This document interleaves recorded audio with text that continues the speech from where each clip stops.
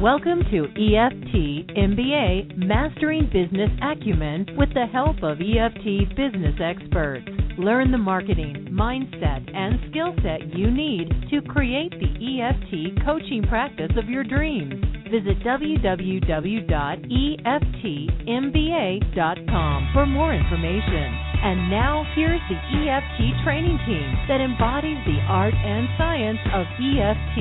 Alina Frank and Dr. Craig Weiner. Hello, everyone. Welcome to the show. I'm so excited to be here.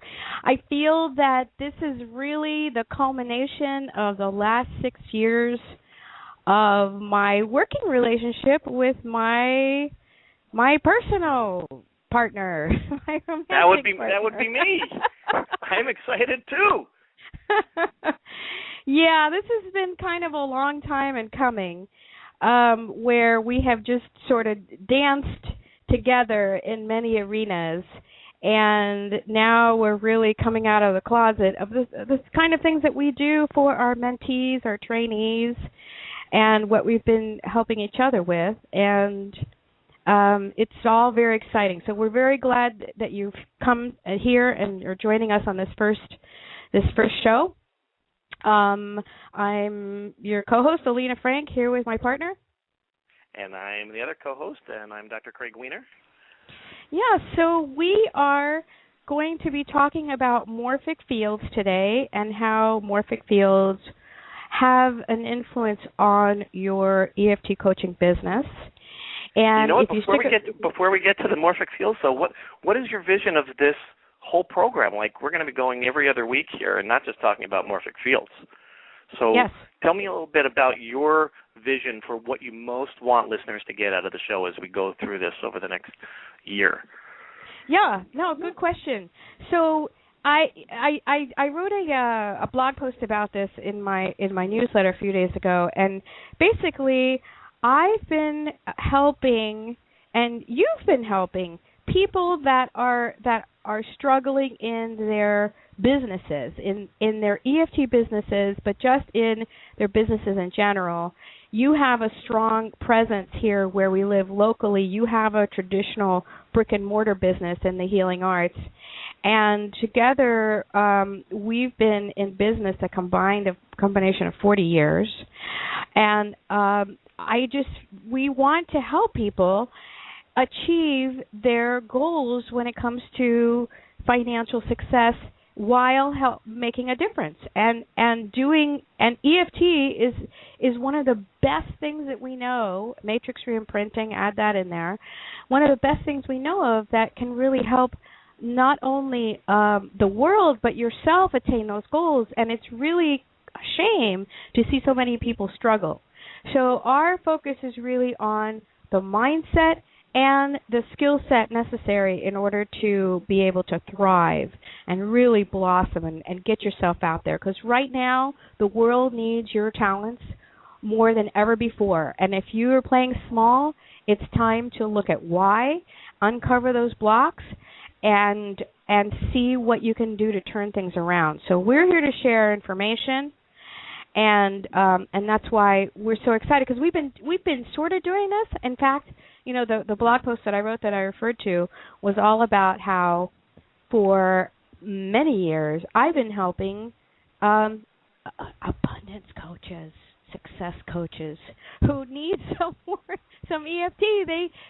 You would recognize their names, and they come to me for the challenges in their business, and also at the same time we're both EFT trainers, and I'm a matrix reimprinting trainer, and it naturally comes up about what do I do about my business, and what do I do about the marketing, and what do I do about my website, and all of those things. So we know that it's a combination of things. We know that it's not you can be an amazing internet marketer, and you can get a great EFT practice going, but your heart's not going to resonate with that.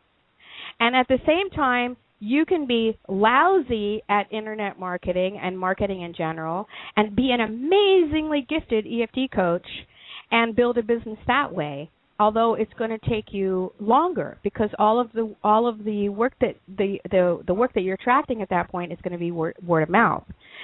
And we think that the fastest route is to do both at the same time. And it's not that you have to be this internet master. You don't. You just need some information and some tools to get you out there. And at the same time, we're helping you build your EFT skill set so that you are amazing at what you do and are then just everyone's talking about you, about how great your sessions are, and boom, that combination of things, along with what's happening internally and what you focus on and all of that. So the Morphic Field show is going to be just about that. Yeah, and the combination of making money through making a difference, I think is really a beautiful concept that people can hold on to. The reason that abundance and thriving financially can come to you is because you're making a difference in the world. And that is the number one focus of why people are doing EFT. It made a difference for them personally, and they wanted to make a difference for their loved ones, their family, their friends, other people in their community, around the world. And we have those concentric circles. So, and the natural result of that, if we don't get in the way of that expanding influence, is abundance coming back. So there's a mutuality of gifting to both. And that's really underlying this work. We just want to make sure that you are getting out of the way so that abundance and gifting doesn't stop short of coming to you. So That's what this is about. And that's a perfect segue into, I think, the fields and the morphic fields and the concentric fields that we're going to go into today. Great. Excellent. So I just want to give out the number because this is going to be a live show, and if you have a question, we'd love to answer it. The number to call in is 347-215-6833, and if you push 1, I'll know that you're in the queue, and I'll put you on at the appropriate time. And also, the chat room is open, so if you are on Blog Talk Radio watching us or listening to us, then you can go there and type in your question. I'll read it over the air. And if you just write that you want it to be anonymous, that's totally fine. Stay tuned to the very end of the show because we will do an exercise to work with the morphic field and really start to change things for you. So stay tuned to the very end of the show for that. And now, let's go to Morphic Field land. So what the heck is Morphic Field? I've had many recent gifts, and one of them was actually getting to sit down one-on-one with Rupert Sheldrake up at Hollyhock up in British Columbia and Cortes Island this summer. And, if there's anybody that's associated with the idea of fields and morphic fields or morphogenetic fields, it's Rupert. He's written more about them, created much of the hypotheses about what these are, and the word gets bantered about, and so I wanted to clarify it and give you kind of define it a little bit and speak to the terrain, and then how does it apply to you in your practice is where we want to go with this. So let me just explain first a little bit about a morphic field, some qualities, and then kind of how it began.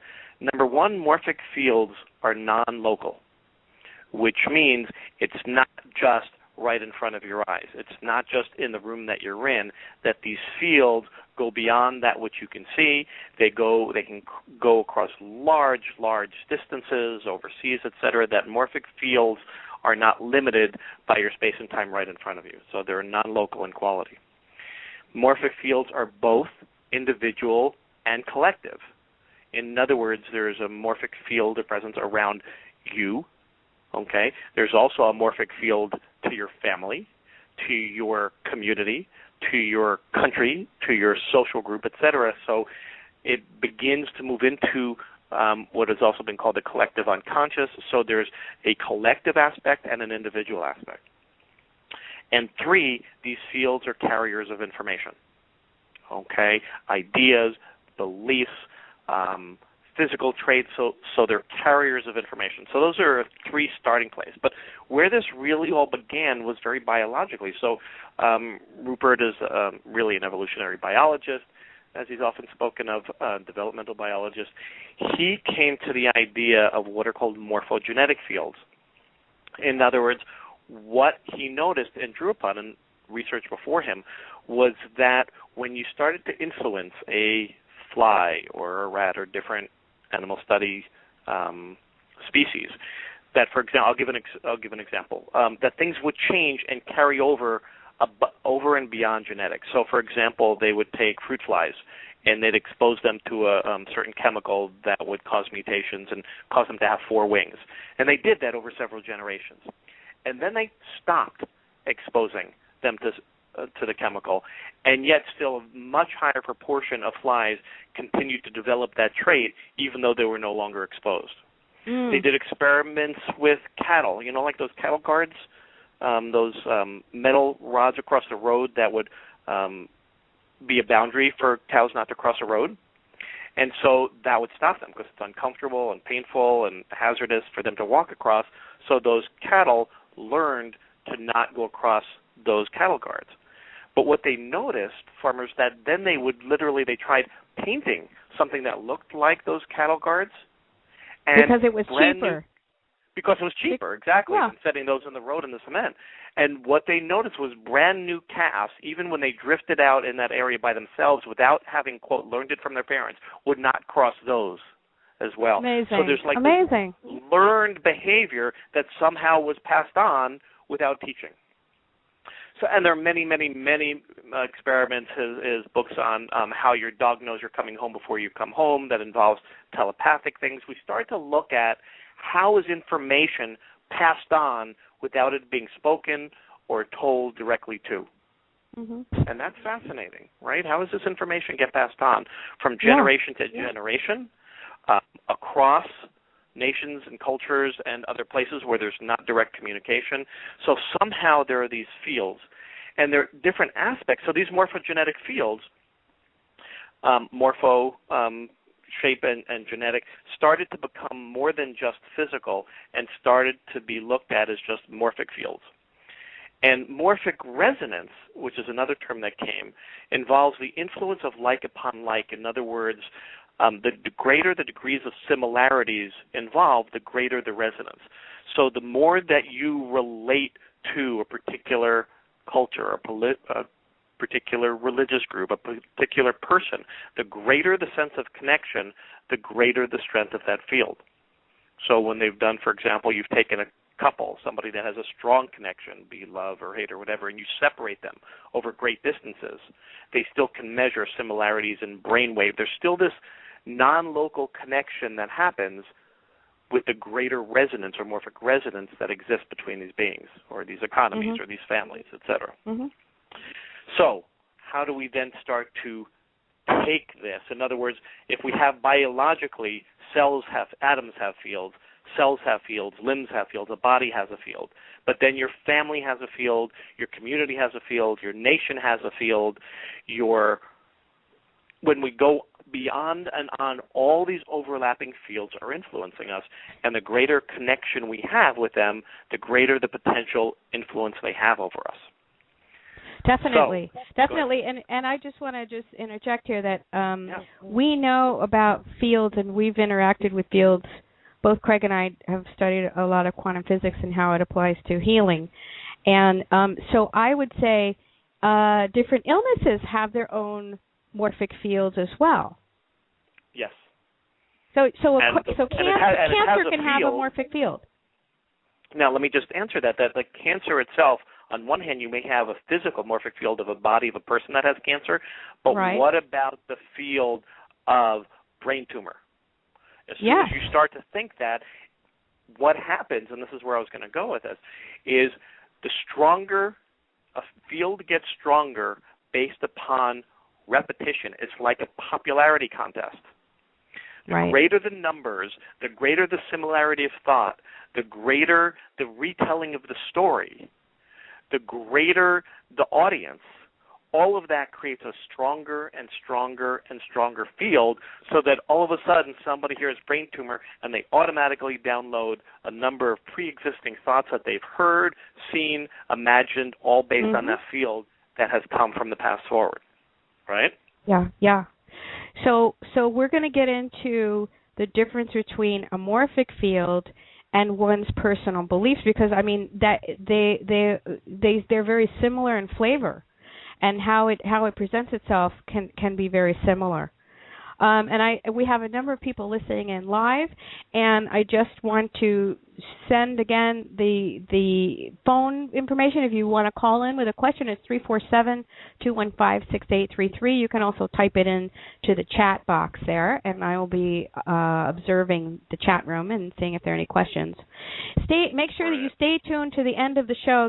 Our shows are going to be very short and just chock full of information. Make sure that you stay till the very end of the show, because we are going to do a sort of a matrix style reimprinting exercise to get you unhooked.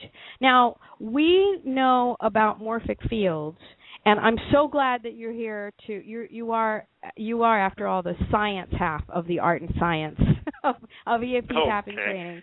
So I am so glad that you're here to describe it, because I can have a sense of it, but the way to describe it and define it scientifically is really important.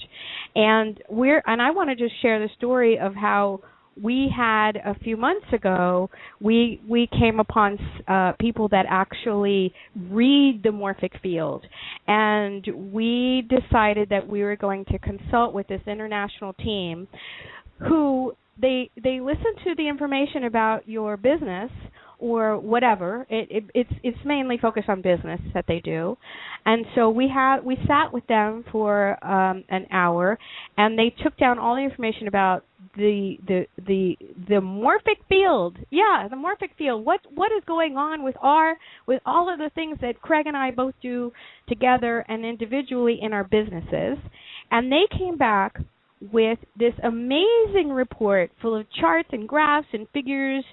And what they do, they specialize in tuning into the morphic field and saying what wants to happen, what wants to come in, what.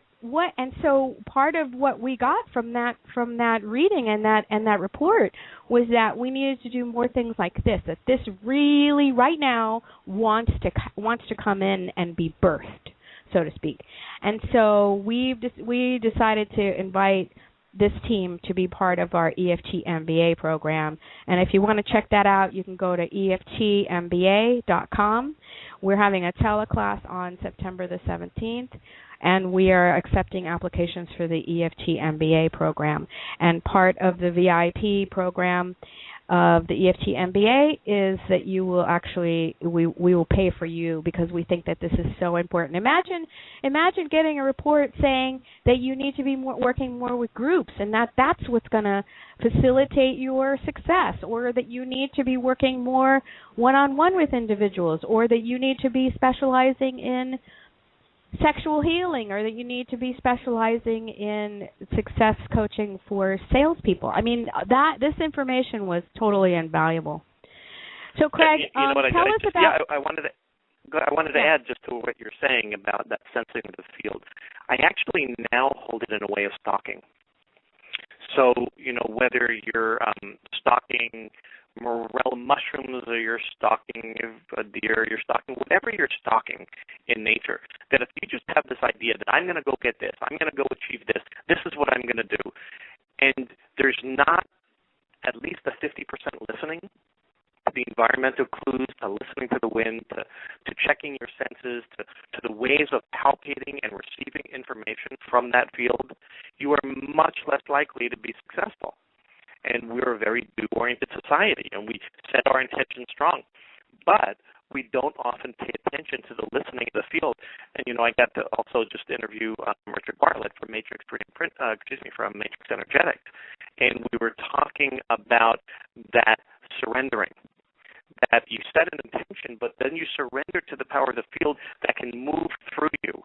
And there's this dance about playing with these fields, about setting an intention, but listening to the feedback of the field and allowing yourself to course adjust based on that, not just, for example, I was talking to a practitioner the other day that I was coaching, and the idea was that if their focus was to help abused children because they were abused and they'd been through the emotional healing of that, but they were so fixed on that was the population they were going to help, that they really weren't listening to the field that was saying that they needed to move slightly to the right and be working with a particular age of children, not just that population, that we have to learn how to listen to these fields that are surrounding us, that are influencing and organizing our thoughts and our beliefs and our actions. That it's a really critical piece for both the doing and the listening. So that was the piece that I wanted to add, and I interrupted you because you had a question. But do you still have it? No, I'm just you're coming out choppy, but it might just be my connection with you. And hopefully, okay. I just sent a question in the chat box if somebody is listening in there and want to send me a quick instant message and let me know if it's coming out okay on their end. That's good. Okay, all right, great. Well, hopefully those fields they're perfect now. So let's talk about how the difference between a belief and a morphic field. Sure. Well, they overlap, right? And a morphic field. Let's just take an economic morphic field. So let's just say that you're in your community. You had in the economic downturn, you had a major plant shut down, and unemployment is very high. The conversation at every lunchtime counter is how there's no work in the community, and so all those truths for people are being spoken, and they're inundating your brain, mind, body field, etc. And all of a sudden, in your community, there becomes this morphic field of collapse, this morphic field of hopelessness. Now, the belief that you may then come to as a result of that is there's no work, is that I don't have much value given who I am, and all different beliefs and decisions may come as a result of that economic shift in the community. Okay, so the field is the being spokenness of the hopelessness. The belief is then your individual decision-making and thought processes that then draw information from that field and that is one field. So fields are not good or bad, they just are. So then what it requires is a shift. Obviously, a shift and a belief to then shift your morphic field. And as when I was talking to Rupert, we were talking about where real creativity comes from. In other words, in a creative moment is a new thought. And in a new thought, if it gains momentum, if you start to share that thought, and it starts to be heard and believed and gain momentum like any other popularity contest, you start to grow a new morphic field. This is a community of people recreating themselves, whether it be recreating themselves in a new green economy, or whether I was just listening on NPR this morning about upstate New York becoming the yogurt capital of the country. All of a sudden, they went from a place that was economic downturn to all of a sudden being this incredible growth place, and now the individual beliefs became a new morphic field of prosperity and growth and allied food businesses, etc. So with regard to an EFT practice, we can see very directly that if you're in a local economy in which it feels like nobody's got money to pay me for EFT, right? People don't have that kind of excess income. But what are they all dealing with? Having to recreate themselves in new careers, right? How many people are going through I can't do this, I don't know how to recreate myself. They're going through all those same beliefs drawn out of that morphic field. And guess what EFT practitioners do the best? Is helping people to resolve those negative emotions and beliefs that come from that local morphic field to help them go, okay, I'm sorry, I'm the person that's most in demand because I am here to help people to get through those blocks so that they can thrive and succeed. What an incredible opportunity I have. I couldn't be in a better place. Right. So that's because I could have some coaches that I'm working with, and they will both be. I'm thinking right now of a couple in like Ireland, and one is just going to the next level. I mean, they're already rocking it, at six figures, and out of the gate. I mean, it's not like they've been at this for a while, and then someone else who in the same country will tell me about the morphic field. They won't say it that in those terms, but they will say, well, the economy here is really bad. It's just like everywhere in the EU. It's just we're all struggling. I don't know, people don't pay for this kind of thing. It's all just down to necessities. And I'm just thinking, okay, they're really plugged into the beliefs that they have about this. Yes. It's very true. And those fields are different. Those concentric overlaying fields are collective and individual, just like we were saying. It's a perfect example. Yep. Great. So you were going to do an exercise. Do you want to go there? Yep. I'm going to do it. We're going to launch into it. So I want you all to just start tapping on your finger points and your karate chop point over and over and over again. So on the side of the fingertips and on the karate chop point, and keep tapping. And when you feel so comfortable with this that you don't even have to think about it, go ahead and close your eyes if you want to. And I want you to see, sense, feel, hear, notice what your connection to the morphic field of the U.S. economy is like. So you could see this big amorphous, bubbling, churning, dark cloud, and that's the morphic field of the U.S. economy, and you see yourself connected to that in some way. It could be just like this little string or light vibration or whatever it is. Just perceive that in some way. The U.S. economy, and you see you connected to it. I also want you to see your EFT business and how that's connected to this big Goliath of the U.S. economy. And keep tapping on your finger points and karate chop point. And now, is that morphic field of the U.S. economy serving you or not? If you happen to live in a place that's really thriving and really doing well, and the morphic field seems pretty high to you on an upswing, then great. Continue to see that connection. Otherwise, if you see that it is draining, disempowering, doesn't serve you, you can choose to disconnect your business and yourself from the morphic field in some way. And you're going to keep tapping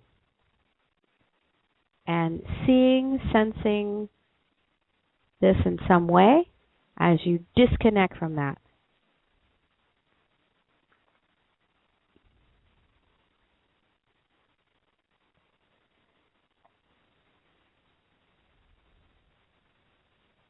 When I did this for myself a while ago, what I saw was this sort of like webby thing. Like it was a spider web that was all tangled. It was tangled in there, and I just had to delicately break each little piece of that spider web off. I like that. And keep tapping on your finger points and karate chop point, and I want you to see how empowering and enlivening and thriving your morphic field is now for your business and for you. You can also choose to see yourself more connected to your business and make that connection stronger in some way.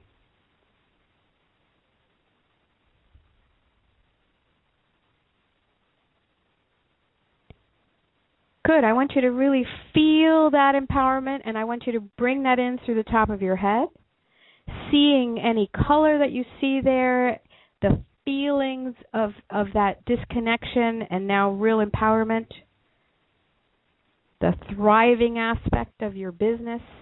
Any pictures that you have of that materializing, bring that in through the top of your head. And I want you to place your hand at your heart center and tap at the back of the hand at your gamut point. And send any color, light, feeling of empowerment down to all the cells of your body from the top of your head down to your toes. And now bring all of that into your heart center. If you see any color that represents your morphic field of your business, make that stronger.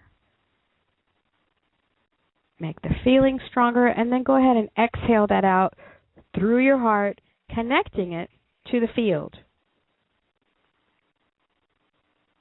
Exhale, send it all out through your heart, radiating 360 degrees, connecting to the larger field. Very good, and you can stop tapping and open your eyes when you're ready. All right, Craig. You want to say anything about that exercise, or your little 2 cents of science in there? Actually, it's personal. It's not science. It's funny because right now in our area, on the island we live in, we're in the midst of a huge salmon run, and I have been just enjoying the heck out of fishing salmon. And I got in the middle of the reimprinting right there. I got the vision of there are times when all of a sudden the salmon are swimming by and they are lined up literally like a picture of dolphins jumping. They are just a line, and they just like hundreds of them are just jumping and flipping, and the abundance and the feeling of them coming towards me is just this extraordinary sensation. You're in a boat and they're just swimming and dancing and coming at you and say, okay, I'm like giving myself to you, and just the feeling of receiving and having that come towards you. And I just tied that to my practice, and it was just this wonderful, playful, based in nature vision and feeling that I had that was just, and also being in the water, you can just feel these concentric circles. And last time I was fishing, I was just sending out those waves, especially when there were no fish there, coming in this direction, and what those concentric waves felt like, and they felt like those morphic fields we were just talking about. So just having a representation in nature that I've experienced helps to clarify and become a stronger field than the thought of there's no fish, this is a bad time, I picked the wrong time, I should have come out another time, I should have listened when it was raining, and right? So all those thoughts that come in, I start to reprogram into a different way that becomes a stronger morphic field for me. So right, that's great. That exercise. And I guess I wanted to ask you. So the last piece that we did with that sending that out through the heart field, connecting to the larger field. What I mean by that is a unified field, right? And so what's the difference between the morphic field and the idea of a unified field? Oh, that's a tough one. I don't know if I can really qualify it. Okay, we'll discuss it in another show. That would be good. What I will do is I have thoughts about it, but I don't like to share information unless I'm really, really clear on it. So what I would say, though, is, when we talk about the electromagnetic field of the heart, is it's very important for people to get that, while there are electrical waves that happen in the heart, electricity in an enclosed structure will start to create a magnetic effect, and then we have this electromagnetic effect, and that certainly goes way beyond the body.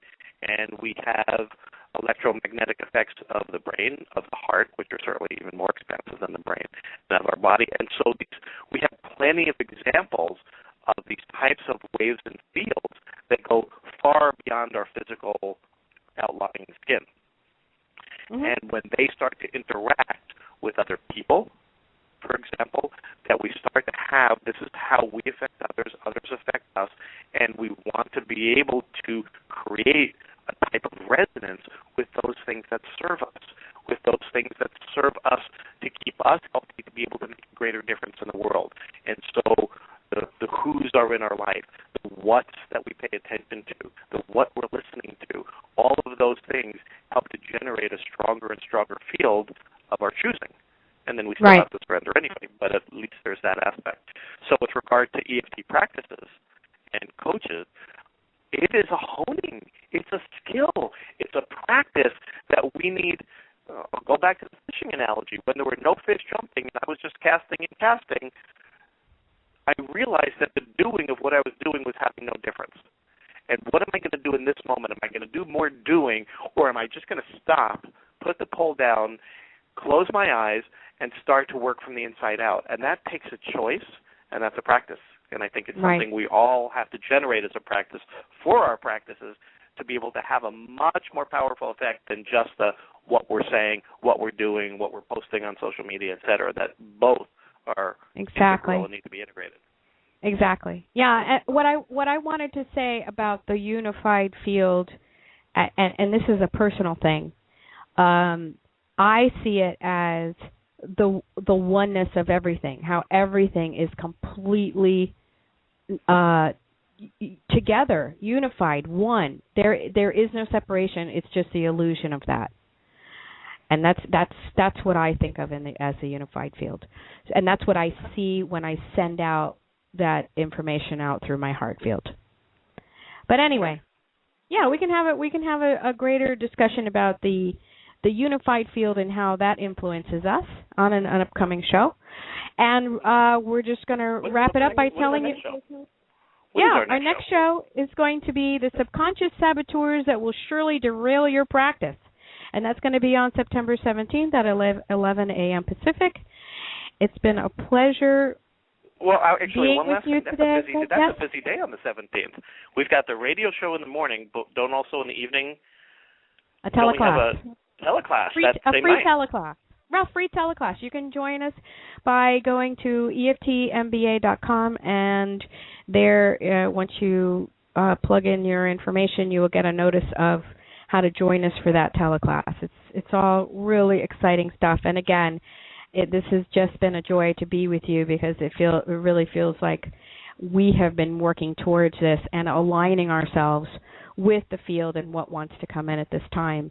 And this is definitely it. So it's been great hanging with you, dear. Great. And you too. It's always thank a you joy. for thank you all right, for and listening. for everybody listening, thank you for joining us. We really appreciate it. We look forward to interacting with you on this show, on teleclasses, and trainings any other way. It's just a blast.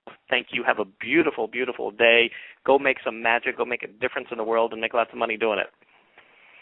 You have been listening to EFT MBA with Alina Frank and Dr. Craig Weiner. To get your free report on the 5 secrets to create a rockin' EFT practice and to learn more about the EFT MBA program, visit www.EFTMBA.com.